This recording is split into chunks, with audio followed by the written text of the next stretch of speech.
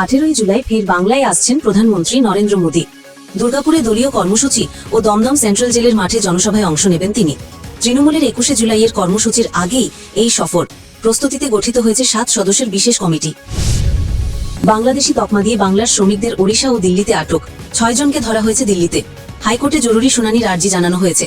আদালত জানিয়েছে ওড়িশা সহ 2 মামলা একসঙ্গে শুনানি হবে। শুক্রবার হতে পারে শুনানি। নিম্নচাপ ও ঘূর্ণাবর্তের প্রভাবে দক্ষিণবঙ্গে টানা দুর্যোগ। মঙ্গলবার রাতভর বৃষ্টি হয়েছে কয়েক জেলায়। হাওয়া অফিস জানিয়েছে বুধ বৃহস্পতিতেও দক্ষিণ ও উত্তর মিলিয়ে 7 জেলায় ভারী বৃষ্টির সম্ভাবনার পাশাপাশি ঝোড়ো হাওয়ারও পূর্বাভাস রয়েছে। পটনা থেকে দিল্লিগামী ইন্ডিগোর বিমানে পাখির ধাক্কা লাগে ওড়ার কিছু পরই। বিমানে ছিলেন 169 যাত্রী। বড় দুর্ঘটনা না হলেও নিরাপদে বিমানটি নামিয়ে আনা হয় পটনা বিমানবন্দরে। বিমানটি পরীক্ষা করে যাত্রীদের জন্য অন্য বিমানের ব্যবস্থা করা হয়। ফের ভেঙে পড়ল বায়ুসেনার একটি যুদ্ধ বিমান। বুধবার দুপুরে বিকট শব্দে কেঁপে ওঠে রাজস্থানের চুরু জেলার ভানুদা গ্রাম। বায়ুসেনার তরফে জানানো হয়, নিয়মিত প্রশিক্ষণের সময় বায়ুসেনার জ্যাগুয়ার ট্রেনার বিমান দুর্ঘটনার কবলে পড়ে। দুর্ঘটনায় 2 পাইলটই মারাত্মক আহত হন।